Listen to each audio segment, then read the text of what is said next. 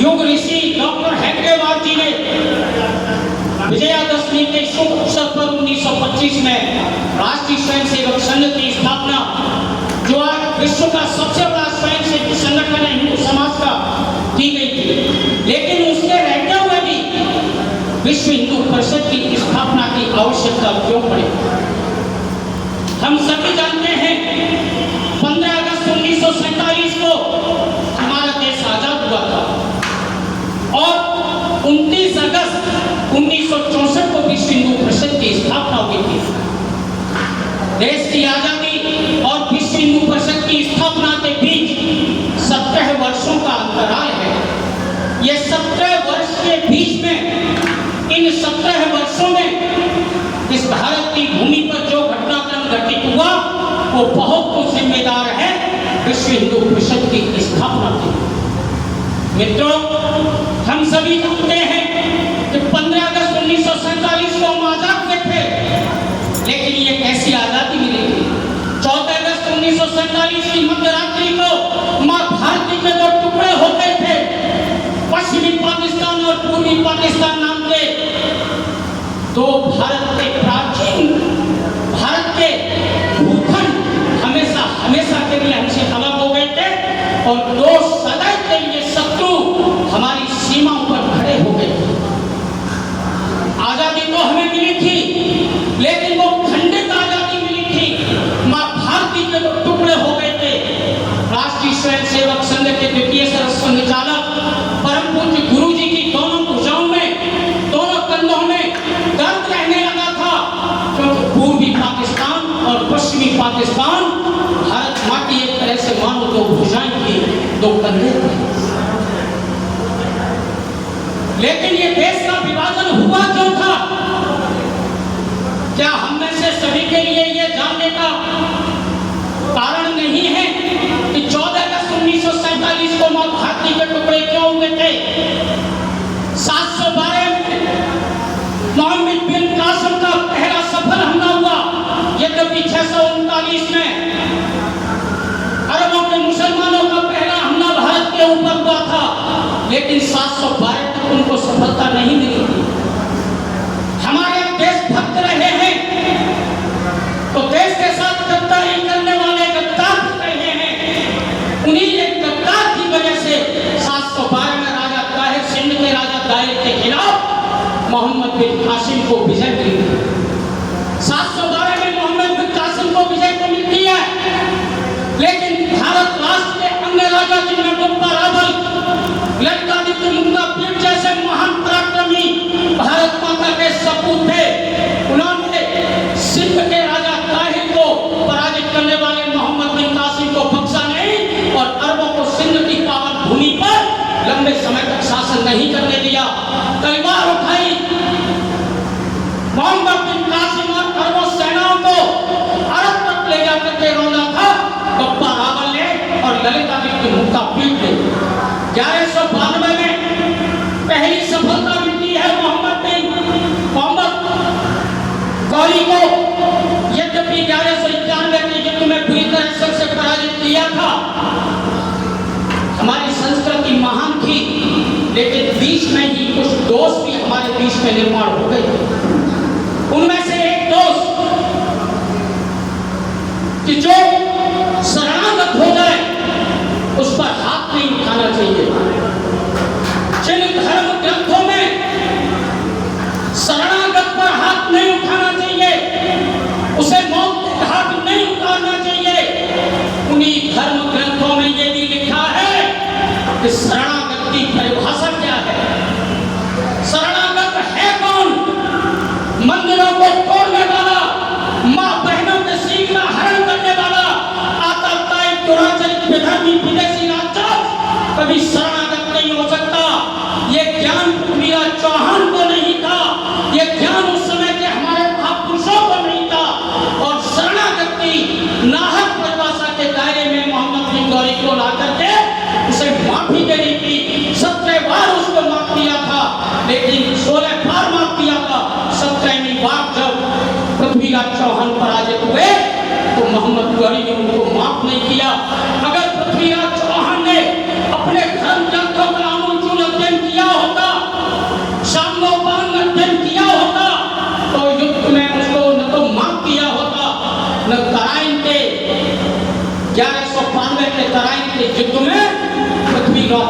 पराजित होते और ना ही पराजित होते यदि जयचंद जैसा गद्दार नहीं होता और न पराजित होते तो भारत में इस्लामिक राज्य की स्थापना नहीं हुई होती। जिस तरह से मोहम्मद बिन कासिम पराजित हुआ था, जीतने के बाद भी भारत माता के पराक्रमी शत्रुओं से देश की सरहदों से बाहर खदेड़ दिया था।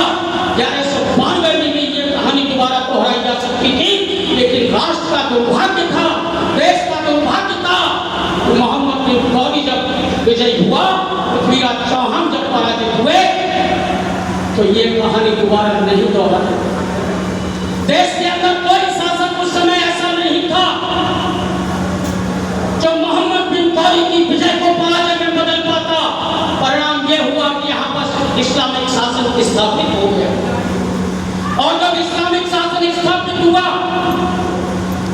आज का पंजाब, आज का सिंध, आज का बलूचिस्तान, माने आज का अफगानिस्तान और पाकिस्तान की भूमि, आज के बंगाल की भूमि जिसे हम बांग्लादेश कहते हैं, वहां उस समय हिंदुत्व की, सनातनी समाज की समृद्ध परंपरा प्रवाहित हो गई थी। व्यापक पैमाने पर इस्लामिक सत्ता स्थापित होते ही व्यापक पैमाने पर धर्मांतरण होने लगा, हिंदू धर्म के मानव बिंदुओं पर हमला होने लगा, उनको नष्ट किया जाने लगा। अगर गजनवी गौरी काल में वहां के हिंदू समाज का धर्मांतरण नहीं हुआ होता, हिंदू समाज का मतांतरण नहीं हुआ होता, तो 14 अगस्त 1947 की मध्यरात्रि को मां भारती के 2 टुकड़े नहीं हुए होते। बोलो आप सहमत हैं या नहीं हैं? इतने वर्षों में, 700 वर्षों में जो निरंतर वहां पर धर्मांतरण हुआ, जो मतांतरण की भूमि चक्की चली, उस मतांतरण की वजह से परिणाम हुआ कि वहां इस्लाम धर्म के अनुयायियों की संख्या बढ़ गई और हिंदू धर्म के अनुयायियों की संख्या कम रह गई। विभाजन का आधार क्या था कि जिस भूमि पर मुसलमान ज्यादा हैं वो भूमि पाकिस्तान की, और जहां मुसलमान कम है वो भूमि हिंदुस्तान की। और मुसलमानों की संख्या किससे बड़ी थी? धर्मांतरण से बड़ी थी। और धर्मांतरण किसकी बदौलत हुआ था? गजनवी गौरी काल में जो इस्लामिक सत्ता स्थापित हुई थी। अगर धर्मांतरण नहीं हुआ होता, इस्लामिक सत्ता स्थापित नहीं हुई होती, तो 14 अगस्त 1947 की मध्यरात्रि को मां भारती का विभाजन नहीं हुआ। सूफी संतों की, पाखंडियों की एक फौज भारत के अंदर प्रवेश करने लगी। भारत के संतों ने इसका करारा जवाब दिया, लेकिन उसकी मर्यादाएं थी, सीमाएं थी, क्योंकि सत्ता इस्लामिक थी। थोड़ा विषयांतर हो जाएगा संतों की इस राष्ट्र जागरण में। आज भारत से, भारत अगर भारत है तो उनके संतों की बदौलत है, और वो संत इस देश के हिंदू समाज की आस्था को टिकाए रखे, इस देश के हिंदू समाज के श्रद्धा केंद्रों को बनाए रखा उन्होंने। और 1947 में देश आजाद होता है, लेकिन हमको कभी आजादी नहीं। जिन लोगों ने विश्व हिंदू परिषद की स्थापना की थी, इसका गहन चिंतन उनके मनोमस्तिष्क में कहीं न कहीं था। केवल इस्लाम में धर्मांतरण नहीं, ईसाई मिशनरियों द्वारा भी इस देश में व्यापक पैमाने पर धर्मांतरण गुलामी के काल में चल रहा था। इतिहास के अंत्य होंगे 18 से 13 का जो चार्टर एक्ट आया था, उसमें बजट में 1 लाख रुपए का प्रावधान किया गया था। उसमें ईसाई मिशनरियों को खुली छूट दी गई थी संवैधानिक आधार पर कि ईसाई मिशनरी इस देश में अपने धर्म का प्रचार कर सकते हैं। यद्यपि वो प्रचार तो बहुत पहले से कर रहे थे, लेकिन अब उनके इस गैर कानूनी कृत्य को, हिंदू विरोधी कृत्य को, राष्ट्र विरोधी कृत्य को संवैधानिक मान्यता 1813 के चार्टर एक्ट के माध्यम से दे दी गई थी। हिंदू कम्युनिस्ट लोग काफी चिंतित थे, हिंदू कम्युनिस्ट गुलाम पीरियड में भी थे, वे संघर्ष भी कर रहे थे। वीर सावरकर, हिंदू शिरोमणि जैसे उनके अनेक भाई थे, अनेक मां भारती के सपूत थे, जो ईसाई मिशनरी और इस्लामिक सूफी संत या इस्लाम के द्वारा मतांतरित होने वाली जो घटना थी, जो धर्मांतरण का हमला इस राष्ट्र के ऊपर, हिंदू समाज के ऊपर था,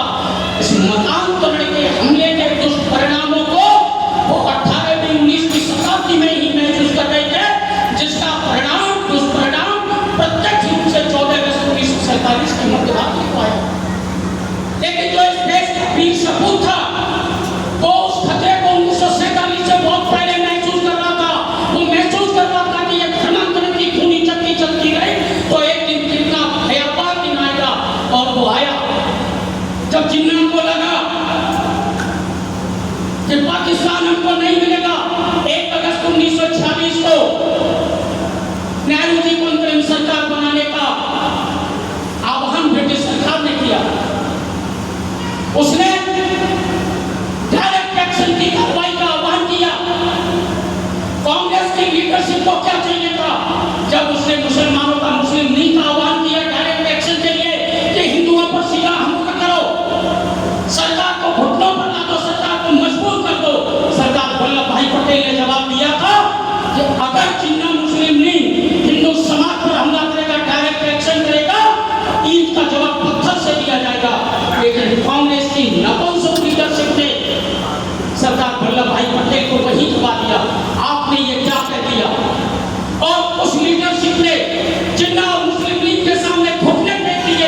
हिंदू समाज का बोलो नेतृत्व होना चाहिए था, नहीं होना चाहिए था। कोलकाता की पवित्र भूमि से कुछ नौजवान हिंदू नौजवान खड़े होते, डायरेक्ट एक्शन का जवाब देते। जब हमला प्रति हमला प्रारंभ होता है, हिंदू नौजवानी खड़ी होती है, हाथों में तलवार थामती है और उन मिलिटेंट को जवाब देना शुरू करती है। इस देश के तथाकथित सेक्युलर नेतृत्व की बाहें बन जाती है तो तुरंत विराम के लिए आगे आ जाता है। लेकिन जब तक हिंदू करता है उसे विराम के लिए कोई अवसर नहीं मिलता, माने विराम की बात करने की उसकी हिम्मत नहीं है। ऐसे कमजोर और नपुंसक नेतृत्व की वजह से मां भारती के टुकड़े हुए थे।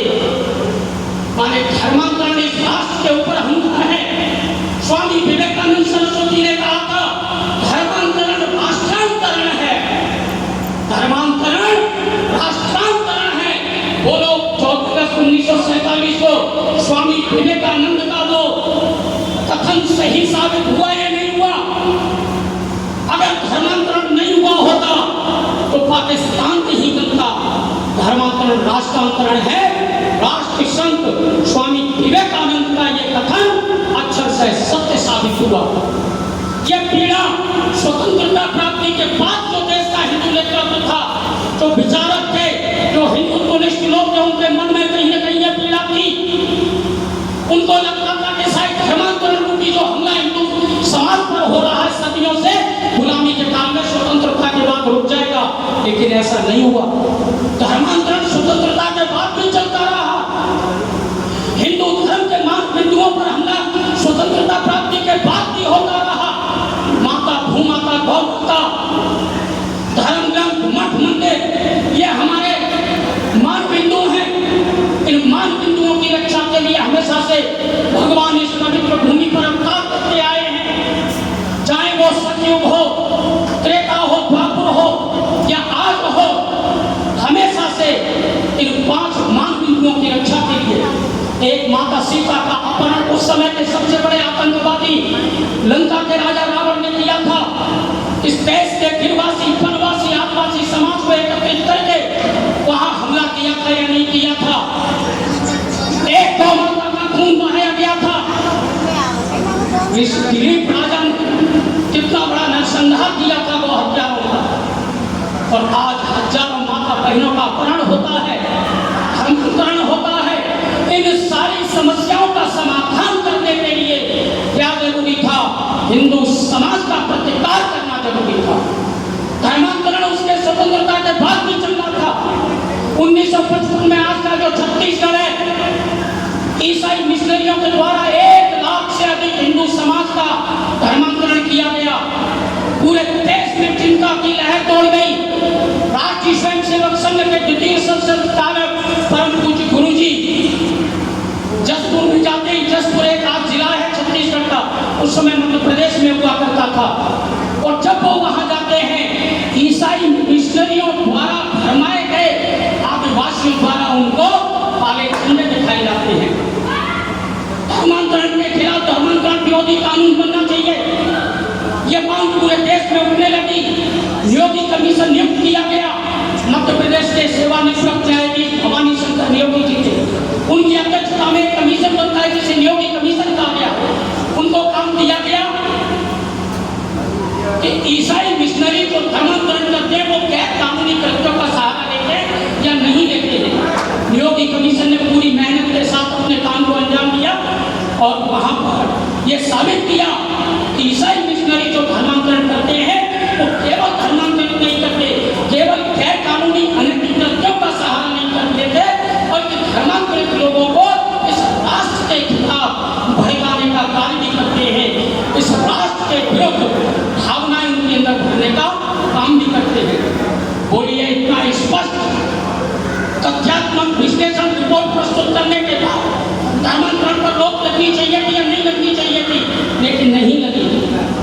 1961 में परम पूज्य गुरु जी से इसका कारण क्या था?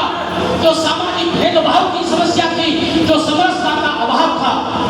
परम पूज्य गुरु जी से उनके पूना प्रवास के दौरान दलित समाज का एक प्रतिनिधि मंडल उनसे मिलता है और वो कहते हैं कि हमारे साथ भेदभाव होता है। गुरु जी उनसे कहते हैं, यदि आप शंकराचार्य महंतों से कहोगे, धर्माचार्यों से कहोगे, तो वो निश्चित रूप से आपकी बात सुनेंगे और इस देश का हिंदू समाज उन्हीं की बात को सुनेगा। वो कहते हैं जब आप हमारी बात नहीं सुनेंगे तो वो धर्माचार्य कभी नहीं सुनने वाले हैं, और जब आप भी हमारी बात नहीं सुनेंगे तो कौन सुनेगा? गुरु जी कहते हैं धर्माचार्य आपकी बात जरूर सुनेंगे, मैं ऐसा व्यवस्था जरूर करके जाऊंगा, ऐसा इंतजाम करूंगा। और 1964 में वो विश्व हिंदू परिषद की स्थापना करते हैं। विश्व हिंदू परिषद की स्थापना पूज्य संतों के नेतृत्व में जो पहली स्थापना बैठक हुई थी, वो पहली स्थापना बैठक में भी जैन समाज से पूज्य सुशील मुनि जी जैन थे, सिद्ध समाज से मास्टर तारा सिंह जी थे, जगजीवन राम जी थे, के.एम. मुंशी जी थे, माने इस देश के हिंदुत्वनिष्ठ तमाम लोग वहां पर उपस्थित थे और उसमें तमाम संत भी थे। उन संतों के द्वारा ही विश्व हिंदू परिषद की स्थापना होती है। 1966 में पहला विश्व सम्मेलन होता है। उस विश्व सम्मेलन में प्रबंध समिति की घोषणा होती है। उस प्रबंध समिति में मैसूर के महाराजा माननीय चामराज जी वाडियार और जो संघ के प्रचारक भी थे, हिंदुस्तान समाचार के संस्थापक दादा साहेब आपटे जी, उनको महामंत्री नियुक्त किया जाता है। विश्व हिंदू परिषद का आदर्श वाक्य धर्मो रक्षति रक्षित है। विश्व हिंदू परिषद का प्रतीक चिन्ह जो अक्षय वट वृक्ष है वो तय किया जाता है। विश्व हिंदू परिषद का संविधान भी इसी बैठक में बनता है और एक बहुत ही महत्वपूर्ण प्रस्ताव पारित होता है, परावर्तन का प्रस्ताव इसी में पारित होता है। 1969 में उद्योगी सम्मेलन आयोजित होता है। उस उद्योगी सम्मेलन में 135 धर्माचार्य मंच पर उपस्थित थे। उन 135 धर्माचार्यों के द्वारा सामाजिक समरसता का ऐतिहासिक प्रस्ताव पारित किया जाता है और सामाजिक समरसता का जब ऐतिहासिक प्रस्ताव पारित होता है तो पूज्य गुरु जी जब मंच पर से उतर के आते हैं, हिंदवा सोदरा सभ्य ने हिंदू प्रतितो भवे, मम दीक्षा हिंदू रक्षा, मम मंत्र समान था। यह बहुत सारे संत करते हैं और वहां पर एक योजना आयोग के सदस्य थे, वो अनुसूचित समाज से थे। जब वो गुरु जी नीचे उतर के आते हैं, गुरु जी से लिपट जाते हैं और लिपट करके रोने लगते हैं बच्चों की तरह से। वो कहते हैं कि आपने हम सबको बचा लिया, सामाजिक भेदभाव, छुआछूत, अस्पृश्यता का विरोध करके, अस्पृश्यता हिंदू विरोधी है, ये प्रस्ताव आज धर्माचार्यों की उपस्थिति में विश्व हिंदू परिषद के सम्मेलन में, विश्व हिंदू परिषद के मंच पर आपने ये ऐतिहासिक प्रस्ताव पारित करके इस देश के अनुसूचित जाति, अनुसूचित जनजाति समाज को बचा दिया। 1981 में तमिलनाडु के मीनाक्षीपुरम के पास एक स्थान है रामनगर, 3000 से अधिक साधु दलित समाज का जो हिंदू है वो मुसलमान बनता है। पूरे देश में आक्रोश और चिंता की लहर दौड़ पड़ती है। स्वामी विश्वेश्वरैया और अज्ञात जी जाते हैं, ऐसा लगता था कि जैसे एक शैवाल आता है, हमारे एक गांव से दूसरे गांव, तीसरे गांव लहर दौड़ रही थी कि हम भी सामाजिक भेदभाव से विक्षुब्ध होकर के हम भी मुसलमान बनेंगे, हम भी मुसलमान बनेंगे। लेकिन स्वामी विश्वेश्वरैया दिन और रात परिश्रम करते हैं, अन्य संतों को, धर्माचार्यों को अपने साथ लगाते हैं, लोगों को समझाते हैं। मोरोपंथी पिंगले 1981 में विश्व हिंदू परिषद के पदाधिकारी बनते हैं। पूज्य अशोक की सिंघल भी विश्व हिंदू परिषद के पदाधिकारी बनते हैं और देश में विश्व हिंदू परिषद के को और अधिक गति देने के उद्देश्य से एकात्मता यात्राएं प्रारंभ होती हैं। 1983 में संस्कृति रक्षा योजना के नाम से सद्भावना यात्राएं, एकात्मता यात्रा प्रारंभ होती है। 312 उप यात्राएं होती हैं और 3 प्रमुख यात्राएं होती हैं, जिनमें एक पशुपतिनाथ से कन्याकुमारी तक, एक गंगा सागर से सोमनाथ तक, एक हरिद्वार से लेकर के रामेश्वरम तक, ये 3 प्रमुख यात्राएं होती हैं और 312 उप यात्राएं होती हैं। 5 लाख गांव में संपर्क होता है। 10 करोड़ से अधिक हिंदू समाज इन यात्राओं के माध्यम से विश्व हिंदू परिषद के कार्य के साथ में प्रत्यक्ष तौर पर जुड़ता है। 1984 में धर्म संसद का आयोजन होता है। उस धर्म संसद में ही एक प्रस्ताव पारित होता है। आप सबके लिए, हम सभी हिंदू समाज के लिए ये बहुत ही महत्वपूर्ण प्रश्न है। पूज्य संत सरकार के सामने प्रस्ताव रखते हैं कि मुगल काल में सल्तनत पीरियड में, माने गुलामी के पूरे संपूर्ण काल में 3 लाख से अधिक धर्म स्थल हमारे तोड़े गए थे। वो लोग तोड़े गए थे या नहीं तोड़े गए थे? 3 लाख से अधिक धर्म स्थल हमारे मठ मंदिर हमारे तोड़े गए थे। उन 3 लाख में से 3000 ऐसे धर्म स्थल थे जो बहुत ही महत्वपूर्ण थे। पहली धर्म संसद 9 अप्रैल 1984 में दिल्ली के विज्ञान भवन में पूज्य संत घोषणा करते हैं कि हम 3 लाख से भी अपना दावा छोड़ते, 3000 से भी अपना दावा छोड़ते, केवल 3 धर्म स्थल हमको दे दो। कितने? केवल 3 धर्म स्थल। और वो 3 धर्म स्थल कौन थे? भगवान श्री राम की भूमि अयोध्या, भगवान श्री कृष्ण की भूमि मथुरा, भगवान शिव की भूमि काशी। और ये 3 क्यों मांगे थे? जिन 3 के बिना भारतीय संस्कृति अधूरी है। समाजवाद का तत्व भरने वालों, प्रखर समाजवादी नेता लोहिया ने कहा था कि राम, कृष्ण और शिव भारतीय संस्कृति के प्रतीक हैं। राम और कृष्ण और शिव भारतीयता के आधार स्तंभ हैं। इन 3 के अभाव में भारतीयता की कल्पना नहीं की जा सकती। और उनके अनुयायी, उनके शिष्य उनकी इस बात से सहमत नहीं होते हैं। उस समय की सरकार कहती है हमें इससे कोई सरोकार नहीं है, हम आपको 3 धर्म स्थल नहीं दे सकते। देश का संत समाज, देश का हिंदुत्वनिष्ठ वर्ग हतप्रभ रह जाता है, स्तब्ध रह जाता है इस जवाब से। 3 लाख में से हिंदू समाज केवल 3 की मांग करता है, लेकिन इस देश की स्यूडो सेक्युलरवादी सरकार 3 धर्म स्थल भी नहीं दे सकती। भगवान राम, भगवान कृष्ण, भगवान शिव जो सनातन के आधार हैं, भारतीयता के आधार हैं,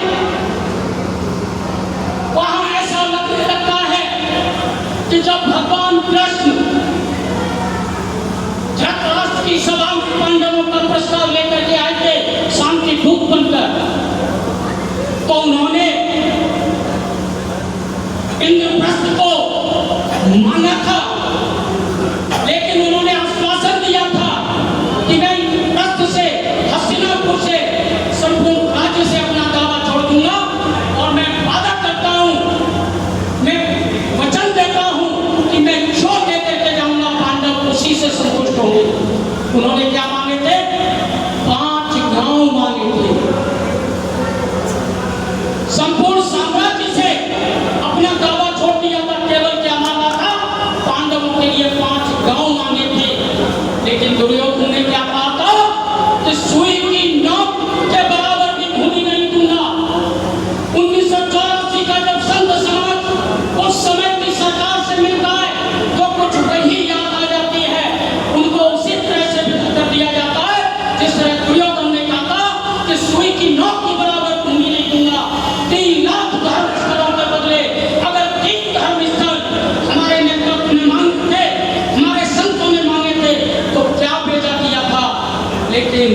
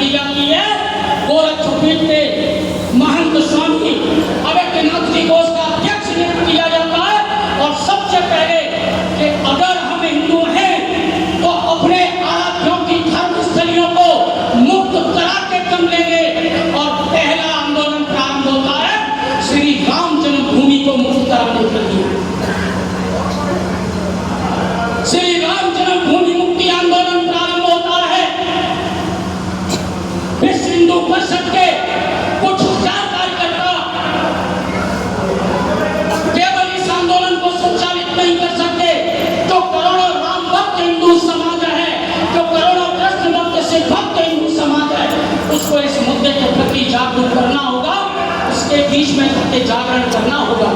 और उस जागरण के लिए क्या होता है? उस जागरण के लिए श्री राम जानकी रथ यात्राएं निकाली जाती है देश भर में। पहले लखनऊ और अयोध्या में आयोजित होती है। राम जानकी रथ यात्राओं में आप जैसी माता बहनें शामिल होती हैं। परम पूज्य अशोक जी सिंघल प्रशासन से मांग करते हैं कि यात्राओं में कई दिन लगेंगे, हमें रात्रि में भी पड़ाव लगाने होंगे। माने माता बहनें रात्रि में भी जहां पर यात्रा शाम को पहुंचेगी वहां रात्रि हमें वहीं बितानी होगी। हमें सुरक्षा चाहिए। उस समय की सेक्युलर सरकार ये सोचकर कि अगर हमने सुरक्षा नहीं दी तो इनके ये जो कार्यक्रम चल रहे हैं ये नहीं हो पाएंगे और इनका जो श्री राम जन्मभूमि मुक्ति यज्ञ आंदोलन है वो यही का यही धराशायी हो जाएगा। ये सोच करके सुरक्षा देने से इनकार कर दिया जाता है। अब विश्व हिंदू परिषद के नेतृत्व के सामने प्रश्न उत्पन्न होता है कि क्या यात्राओं को यही रोक दिया जाए? क्या श्री राम जन्मभूमि आंदोलन को यही रोक दिया जाए? केवल 5 मिनट दूंगा, लेकिन ऐसा नहीं होता। कुछ वहां जो नौजवान एकत्रित थे उनको पूछते हैं कि प्रशासन ने तो हाथ खड़े कर दिए, बोलो आप अपनी माता बहनों को सुरक्षा दे पाएंगे या नहीं दे पाएंगे? नौजवान उनकी सुरक्षा का जिम्मा लेते हैं। 2500 नौजवान वही तत्पर होता है। उस अयोध्या से जो लखनऊ यात्रा जा रही थी राम जानकी रथ यात्रा, पूरी सुरक्षा दी जाती है और पूरी सुरक्षात्मक तरीके से सकुशल को यात्रा संपन्न होती है। परम पूज्य अशोक जी सिंघल 8 अक्टूबर 1984 की जो घटना थी वही घोषणा करते हैं कि आंदोलन तो बहुत लंबा चलेगा। हिंदू धर्म के मानव बिंदुओं की रक्षा के लिए आंदोलन बहुत लंबा चलने वाला है। नौजवानों की आवश्यकता पड़ेगी। धर्म सेवा सुरक्षा संस्कार के आदर्शों से युक्त नौजवानों की आवश्यकता पड़ेगी। विश्व हिंदू परिषद की युवा शाखा के रूप में बजरंग दल की घोषणा पूज्य अशोक जी सिंघल के द्वारा वही कर दी जाती है 8 अक्टूबर 1984 को। चाहे वो राम सेतु आंदोलन हो, चाहे अमरनाथ श्राइन बोर्ड का आंदोलन हो। अमरनाथ यात्रा के बारे में मैं समझता हूँ आप में से सभी समझते होंगे इसका कितना पौराणिक महत्व है, लेकिन उस यात्रा को खत्म करने का षड्यंत्र किया गया। विश्व हिंदू परिषद के नेतृत्व में पूरे देश का हिंदू समाज खड़ा हुआ और सरकार को घुटनों पर आने वाला भगवान राम द्वारा निर्मित राम सेतु को तोड़ने का सेक्युलर सरकार द्वारा किया गया। विश्व हिंदू परिषद पूज्य संतों के नेतृत्व में देश की नौजवानी खड़ी होती है, सरकार को घुटनों पर आना पड़ता है। हिंदू समाज का कवच है विश्व हिंदू परिषद। लेकिन ये कभी है जब हर हिंदू का हर गांव में हिंदू विश्व हिंदू परिषद की समितियां हों, हर गांव में विश्व हिंदू परिषद के सत्संग हों, हर गांव में विश्व हिंदू परिषद के बलोपासना केंद्र हो, हर गांव में दुर्गा भाई बैठी हो, हर गांव में दुर्गा भाई निर्देशक की साधना केंद्र हो, हर गांव में मिलन हो। यदि विश्व हिंदू परिषद उसकी जो शाखाएं चाहे वो दुर्गा भाई मात्र शक्ति हो, बजरंग दल हो, धर्म प्रसार हो, समस्त विभागों विभिन्न आयामों से युक्त विश्व हिंदू परिषद का काम जब देश के प्रत्येक गांव में पहुंचेगा तो न किसी भी आदमी की हिम्मत होगी कि वो हमारी बहन बेटी की ओर आंख उठाकर देख सके, न किसी की हिम्मत होगी हिंदू धर्म के मान बिंदुओं के खिलाफ आंख उठाकर देख सके। तो विश्व हिंदू परिषद की स्थापना किस अभीष्ट के लिए हुई, किस उद्देश्य के लिए हुई? विश्व हिंदू परिषद का कार्य गांव-गांव घर-घर तक पहुंचाना क्यों जरूरी है? ये विषय आज का था। आप भी इस कार्यक्रम में आए, सभी कार्यकर्ताओं जिन्होंने इस कार्यक्रम का आयोजन किया